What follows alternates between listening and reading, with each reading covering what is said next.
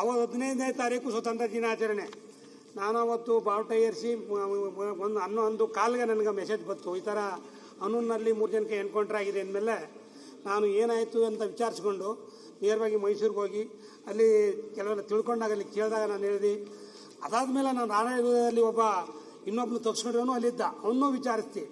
ಆಗ ಹೇಳಿದೆ, ಅವನೊಂಥರ ಹೇಳಿಕೆ ಕೊಡ್ತಾನೆ, ಇವನೊಂಥರ ಹೇಳಿಕೆ ಕೊಡ್ತಾನೆ, ಇವರಿಬ್ಬರದ್ದು ನಂಬಕ್ಕಾಗಲ್ಲ.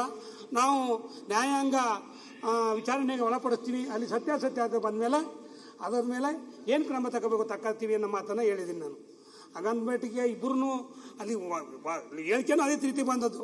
ಆಗತ್ತ ಅವ್ರ ಹೆಂಡತಿ ಅಸಮೇಶಕ್ಕೆ ಹೋಗಿದ್ದ ಅಂತಂದರೆ 5 ಗಂಟೆನಾಗ ಅಸಮೇಶಕ್ಕೆ ಹೋಗ್ತಾರೆ ಅಧ್ಯಕ್ಷರೇ. ಎಲ್ಲನೂ ತಿಳ್ಕೋಬೇಕಾಗ್ತದೆ ನಾವು. ಆತಿಕೆ ಹೇಳಿಕೆ ಕೊಟ್ಟಿರೋದು ಇರುವೆ ಹಾಗೆಲ್ಲ ನೀವು ಹೇಳಿದ್ರೆ ಆಗಲ್ಲ. ಕಾರ್ಡ್ ನೋಡಕ 5 ಗಂಟೆ 10 ಗಂಟೆ ರಾತ್ರಿನಾಗ ಅದು ಅಭಯಾರಣ್ಯ, ಅದು ಅಭಯಾರಣ್ಯ ರೀ.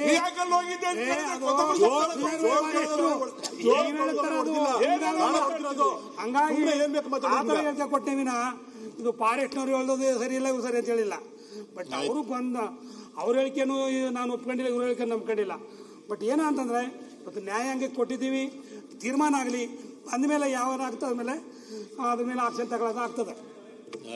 ಸನ್ಮಾನ್ಯ ಅಧ್ಯಕ್ಷರೇ, ಸ್ವಾತಂತ್ರ್ಯ ಬಂದಿದ್ದ ದಿನ ಇವತ್ತು 3 ಜನನ್ನ ಅರಣ್ಯ ಇಲಾಖೆ ಅಧಿಕಾರಿಗಳು ಅವ್ರು ಯಾರೇ ಆಗಿರ್ಬೋದು, ಇವ್ರು ಕೊಲೆ ಮಾಡಕ್ಕೆ ಇವ್ರಿಗೆ ಹಕ್ಕೇನಿದೆ, ರೈಟ್ಸ್ ಏನಿದೆ, ಶೂಟ್ ಮಾಡಕ್ಕೆ ಇವ್ರಿಗೆ ಏನ್ ನೈತಿಕತೆ ಇದೆ? ರಕ್ಷಣೆ ಬೇಕು ಅಂದ್ರೆ ಮಂಡಿಯಿಂದ ಕೆಳಗೊಡಿಬೇಕು, ಎಲ್ಲಿ ಗುಂಡಾರಿಸಬೇಕು ಅಂತಕ್ಕಂಥದ್ದು ಅವ್ರಿಗೆ ವಿಧಿಗಳಿದೆ, ವಿಧಾನಗಳಿದೆ. ಅದನ್ನ ಬಿಟ್ಟು ಇವರು ಅವ್ರಿಗೆ ಏಕಾಏಕಿ ಫೈರ್ ಅವ್ರ ಎದೆಗೆ ಹೋಗೋ ಅಂತ ರೀತಿಯಲ್ಲಿ ನಾಟೋ ರೀತಿಯಲ್ಲಿ ಪಾಯಿಂಟ್ ಬ್ಲಾಂಕ್ ಅಲ್ಲಿ ಹತ್ರದಿಂದ ಫೈರ್ ಮಾಡಿದ್ದಾರೆ ಅಂತಕ್ಕಂಥದ್ದು ಸಂಶಯ ಇದೆ. ಆಮೇಲೆ 4ನೇ ವ್ಯಕ್ತಿ ಯಾರವನು ಮಹಿಮಾ ದಾಸ್ ಅಂತಕ್ಕಂಥವನು ಹಾಸ್ಪಿಟಲ್ ಇದ್ದವನು ಎಲ್ಲಿಗೆ ಹೋದ ಅಂತಕ್ಕಂಥದ್ದು ಒಂದು ನಮ್ಗೆಲ್ಲರಿಗೂ ಕೂಡ ಅನುಮಾನ ಇದೆ. ಆತ ಅಲ್ಲಿದ್ದಿದ್ರೆ ಎಲ್ಲ ನ್ಯಾಯ ಇರ್ತಕ್ಕಂಥ ವಾಸ್ತುಸ್ಥಿತಿ ಹೇಳ್ತಿದ್ದ ಅಂತಕ್ಕಂಥದ್ದನ್ನ ಮರೆಮಾಚಲಿಕ್ಕೆ ಏನಾದ್ರು ಅರಣ್ಯ ಇಲಾಖೆಯವರು ಅವನ್ನೆಲ್ಲರೂ ಬೇರೆ ಕಡೆ ಇಟ್ಟಿದ್ದಾರೆ ಅಂತಕ್ಕಂಥ ಸಂಶಯ ನಮ್ಮೆಲ್ಲರಿಗೂ ಕೂಡ ಮೂಡಿದೆ. ಖಂಡಿತ ಈ ರೀತಿ ಜನಗಳ ಮೇಲೆ ಯಾವುದೇ ಒಬ್ಬ ವ್ಯಕ್ತಿ ಆಗ್ಬೋದು, ಅವನು ಕ್ರಿಮಿನಲ್ಲೇ ಆಗಿರ್ಲಿ, ಕೊಲೆಗಾರನೇ ಆಗಿರ್ಲಿ, ಅವನ್ನ ದಂಡಿಸ್ತಕ್ಕಂಥದಕ್ಕೆ ಕಾನೂನು ರೀತಿ ನ್ಯಾಯಾಲಯ ಇದೆ. ನ್ಯಾಯಾಲಯ ಕೊಟ್ಟಂತ ತೀರ್ಪಿಗೆ ಬದ್ಧವಾಗ್ಬೇಕು. ಬಿಟ್ರೆ ಇವ್ರು ಏಕಾಏಕಿ ಫಾರೆಸ್ಟ್ನವರು ಗುಂಡಾರಿಸ್ಲಿಕ್ಕೆ ಇವ್ರಿಗೆ ಯಾರ ಅಧಿಕಾರ ಕೊಟ್ಟವರು ದಯಮಾಡಿ ಇದನ್ನ ಒಳ್ಳೆಯ ರೀತಿಯಲ್ಲಿ ಇದು ತನಿಖೆ ಆಗಬೇಕು ಅಂತಕ್ಕಂಥ ಒತ್ತಾಯ ನಮಗಿದೆ. ಅಲ್ಲಿ ಪರಿಹಾರನೂ ಕೂಡ ಇವ್ರೇನು ಕೊಟ್ಟಿದ್ದಾರೆ ಸರ್ಕಾರ, 5 ಲಕ್ಷ ರೂಪಾಯಿ ಒಬ್ಬೊಬ್ಬರ ಜೀವಕ್ಕೆ 5 ಲಕ್ಷ ಬೆಲೆ ಕಟ್ತಿರಲ್ಲ ಬಾಲವರೇ, ಅದನ್ನ ಅದು ಗೊತ್ತಾಗಲ್ವಾ? ಒಂದು ಜೀವಕ್ಕೆ ಅವ್ರು ನಂಬ್ಕೊಂಡು ಎಷ್ಟು ಜನ ಇರ್ತಾರೆ ಎಲ್ಲದೂ ಕೂಡ. ಈ ತರ ಆದಂತ ಘಟನೆಗೆ ಯಾವ ರೀತಿ ಅವ್ರ ಕುಟುಂಬಕ್ಕೆ ರಕ್ಷಣೆಗೆ ನಿಂತ್ಕೋಬೇಕು ಅದೆಲ್ಲದನ್ನು ಕೂಡ ತನಿಖೆ ಆಗಿ ಅವ್ರಿಗೆಲ್ಲರಿಗೂ ಕೂಡ ರಕ್ಷಣೆ ಕೊಡಬೇಕು ಆ ಕುಟುಂಬಕ್ಕೆ ಅಂತ ಒತ್ತಾಯನ ಸರ್ಕಾರನ ಮಾಡ್ಲಿಕ್ಕೆ ಬಯಸ್ತೇನೆ. ಮಾನ್ಯ ಅಧ್ಯಕ್ಷರೇ, ಈಗಾಗಲೇ ಮಾನ್ಯ ಸಚಿವರು ಸ್ಟೇಟ್ಮೆಂಟ್ ಮಾಡೋರು, ದೇಶ ಸ್ವಾತಂತ್ರ್ಯೋತ್ಸವ ಆಚರಿಸುವಾಗ 3 ಜನರ ಕಗ್ಗೊಲೆ ಸರ್ಕಾರದ ಅಧಿಕಾರಿಗಳ ಕಡೆಯಿಂದ ಆಗಿದೆ, ಸರ್ಕಾರದ ನೌಕರರ ಕಡೆಯಿಂದ ಆಗಿದೆ. ಇದು ನಿಜವಾಗ್ಲೂ ಕೂಡ ಕರ್ನಾಟಕ ರಾಜ್ಯ ಸರ್ಕಾರ ತಲೆ ತಗ್ಗಿಸುವಂತ ಕೆಲಸ. ನಾನು ಪಶ್ಚಿಮ ಘಟ್ಟದ ಅಭಯಾರಣ್ಯದ ನಡುವಿನ ಊರಿನಿಂದ ಬಂದವನು. ನಾನು ಇವತ್ತು ಇದಕ್ಕೆ ಅನುಮತಿ ಕೊಟ್ರೆ ಈ ಮೆಸೇಜ್ಗಳು ನಮ್ಮ ಅರಣ್ಯ ಇಲಾಖೆಯ ನೌಕರರಿಗೆ ಹೋದ್ರೆ ನಮ್ಮನ್ನು ಉಳಿಸೋದಿಲ್ಲ ಅವರು. ನಮ್ಮ ಊರುಗಳೇ ಅಭಯಾರಣ್ಯದ ಒಳಗಡೆ ಇದೆ, ಹುಲಿ ಕಾರಿಡಾರ್ ಇದೆ, ಆನೆ ಕಾರಿಡಾರ್ ಇದೆ, ಎಲ್ಲ ಕಾರಿಡಾರ್ಗಳು ಅಲ್ಲಿದ್ದಾವೆ. ಇವರು ನಮ್ಮ ಊರುಗಳಲ್ಲೇ ಮಾಡಿದ್ದಾರೆ ಅಧ್ಯಕ್ಷರೇ. CCTVಗಳನ್ನು ಹಾಕಿದ್ದಾರೆ. ಯಾರಾದ್ರೂ ಗನ್ನು ಹೊತ್ಕೊಂಡು ಕಾಡೊಳಗೆ ಹೋದ್ರೆ ಮಾರನೇ ದಿವಸ ಅವನ ಮನೆಗೆ ಹೋಗಿ ಹಿಡ್ಕೊಂಡು ಬರ್ತಾರೆ. ನಮ್ಮಲ್ಲಿ ನಡೀತಾ ಇರುವಂತ ರೀತಿ ಇದು. ಇಲ್ಲಿ ಯಾಕೆ ಹೀಗಾಯ್ತು? CCTVಗಳು ಅಲ್ಲಲ್ಲಿದ್ದಾವೆ. ಕಾಡಿಗೆ ಪ್ರವೇಶ ಮಾಡಲಿಕ್ಕೆ ನಿರ್ಬಂಧ ಹಾಕಿ ನೀವು, ಅದೇನು ತೊಂದರೆ ಇಲ್ಲ. ಆದರೆ ಕಾಡು ಒಳಗಡೆನೆ ಇರುವಂತ ಊರಿನವರು ಜಾನುವಾರುಗಳನ್ನು ಮೇಯಿಸ್ಲಿಕ್ಕೆ ಹೋಗ್ಬೇಕಾಗ್ತದೆ. ಒಂದು ಊರಿಂದ ಇನ್ನೊಂದು ಊರಿಗೆ ರಸ್ತೆನಲ್ಲಿ ಹೋಗ್ಬೇಕಾಗತ್ತೆ. ನೀವು ಹಿಂಗೆ ಗುಂಡಿಟ್ಟು ಸುಟ್ರೆ ಎಷ್ಟು ಜನ ಸಾಯಿಸ್ತೀರಿ? ನೀವು ಏನು ಮೆಸೇಜ್ ಕೊಡ್ತೀರಿ? ಅದೇನು ಪಾಕಿಸ್ತಾನದ ನೆಲವಾ? ಅದು ಕಾಡು ನಮ್ಮ ದೇಶದ್ದೇ, ಅಲ್ಲಿ ಇರುವ ಜನ ನಮ್ದವರೇ. ಪ್ರಾಣಿಗಳಿಗೆ ಅಲ್ಲಿ ರಕ್ಷಣೆ ಉಂಟು, ಅಲ್ಲಿ ರೈತರಿಗೆ ಜನರಿಗೆ ರಕ್ಷಣೆ ಇಲ್ಲ.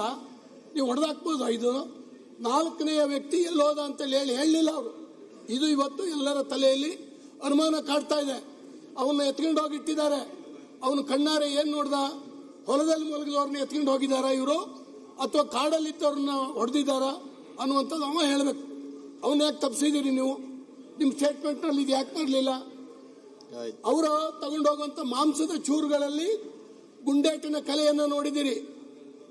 ಸತ್ತವ್ರ ಮೈ ಮೇಲೆ, ಇನ್ನು ಬದುಕಿರ್ತಕ್ಕಂಥವ್ರ ಮೈ ಮೇಲೆ ಎಷ್ಟು ಗುಂಡು ಬಿದ್ದಿದೆ, ಯಾವ ಗುಂಡು ಬಿದ್ದಿದೆ, ಅದು ಯಾವ ಗನ್ನಿಂದ ಹಾರಿಸಿದ್ದಾರೆ, ನಿಮ್ಮ ಸ್ಟೇಟ್ಮೆಂಟ್ನಲ್ಲಿ ಬರಲಿಲ್ಲ. ಹಾಗಾಗಿ ಅಧ್ಯಕ್ಷರೇ, ಇವ್ರು ಹೇಳಿದ್ರು ಕಾಡ್ ಕಳ್ಳರು ಅಂತ ಹೇಳಿ ಡಿಕ್ಲೇರ್ ಮಾಡಿಬಿಟ್ರು. ಈ ಹಿಂದೆ ಅವ್ರ ಮೇಲೆ ಎಷ್ಟು ಪ್ರಕರಣ ಇತ್ತು, ಅವ್ರ ಎಬಿಚಿಯಲ್ಸ ಎಷ್ಟು ಪ್ರಕರಣಗಳನ್ನ ಹೂಡಿದಿರಿ, ಇವನ್ನ ನೀವು ಹೇಳಲಿಲ್ಲ. ಹೀಗಾಗಿ ಅಮಾಯಕ ಜನರನ್ನ ಇವತ್ತು ಕೊಂದಿದ್ದೀರಿ. ಇದು ಸಾಮಾನ್ಯ ಸಂಖ್ಯೆ ಅಲ್ಲ, ಅತ್ಯಂತ ಗಂಭೀರವಾದಂಥ ಪ್ರಕರಣ ಅಧ್ಯಕ್ಷರೇ. ಇದನ್ನು ಚರ್ಚೆಗೆ ನೀವು ಅವಕಾಶ ಕೊಡಬೇಕು ಮತ್ತು ಸರಿಯಾದಂಥ ತನಿಖೆ ನಡೀಬೇಕು. ಆ ಕುಟುಂಬಗಳಿಗೆ ಸಾಂತ್ವನ ಹೆಂಗೆ ಹೇಳ್ತೀರಿ? ನೀವು ಎಷ್ಟು ಲಕ್ಷ ಕೊಡಿ ಅವ್ರನ್ನ ಜೀವ ತಂದು ಕೊಡ್ಲಿಕ್ಕೆ ಸಾಧ್ಯ ಇಲ್ಲ. ಇವತ್ತು ಅವ್ರನ್ನ ಸುತ್ತುವರೆದು ಹಿಡಿಬಹುದಾಗಿತ್ತು, CCTVಗಳಿತ್ತು. ಎಬಿಚಿಯಲ್ಸ್ ಆದರೆ ನಿಮ್ಮ ಫಾರೆಸ್ಟ್ ಗಾರ್ಡ್ ಮತ್ತು ವಾಚ್ಮನ್ಗಳಿಗೆ ಪ್ರತಿಯೊಬ್ಬರ ಮಾಹಿತಿ ಇರ್ತದೆ. ಆ ಊರಿನಲ್ಲಿ ಯಾರು ಕಳ್ಳಾಟ ಕಡಿಯವ, ಯಾರು ಶಿಕಾರಿ ಮಾಡವ ಅಂತ ಹೇಳುವಂತ ಮಾಹಿತಿ ಇರ್ತದೆ. ಅವ್ರ ಮನೆ ಬಾಗಿಲಿಗೆ ಹೋಗಿ ಹೇಳ್ಕೊಬರ್ಬೋದಾಗಿತ್ತು, ನೀವು ಮೊಕದ್ದಮೆ ಹಾಕ್ಬೇಕಾಗಿತ್ತು. ನೀವೇನು ಕೋರ್ಟ ನೀವು ಶಿಕ್ಷೆ ಕೊಡ್ಲಿಕ್ಕೆ? ಮರ್ಡರ್ ಮಾಡಿದ್ದೀರಿ ನೀವು. ಹಾಗಾಗಿ ನೀವು ಕ್ಷಮೆ ಕೇಳಬೇಕು, ಆ ಜನರಿಗೆ ಕ್ಷಮೆ ಕೇಳಬೇಕು, ಅವರಿಗೆ ಸರಿಯಾದಂಥ ಸೂಕ್ತ ಪರಿಹಾರ